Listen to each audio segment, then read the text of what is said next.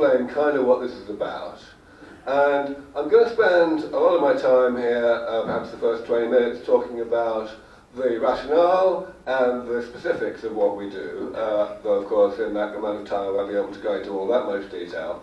First of all, let me get a feel for the audience. How many people have seen a talk of mine before, either live or online? Okay, so quite a few, but still not, most of you have not, so I won't go too fast. So I'm going to start by defining aging. Aging is actually a lot harder to define than you might think, or at least if you ask a lot of people for their definitions, you'll get a lot of different definitions.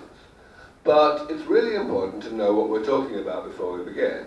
So let me use this definition. This has two big features that make me like this particular definition.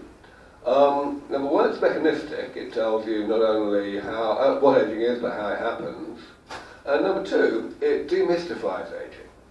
It's really important, and this definition emphasizes it, it's really important to understand that aging is really not a phenomenon of biology at all. It's a phenomenon of physics. Any machine, whether it's alive or dead, alive or inanimate, is going to accumulate damage throughout its life as a result of its normal operation.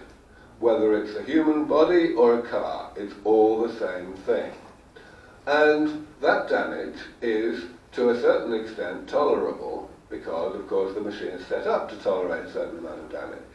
But eventually there's too much, and the body, or indeed the car, ends up declining in its performance as a result. That's all that aging is, and it's all you need to know in order to understand the rest of the talk, really. We can say it this way in the case of a living organism. We can say that metabolism, which is the process that keeps us alive, or rather the network of processes that keep us alive from one day to the next, throughout life, even starting before we're born, it creates damage. Damage accumulates, and eventually, later in life, it creates pathology. All right, so here's a question for you all. Why have we made so little progress against the ill health of old age with medicine, when we've made so much progress against the ill health of early life?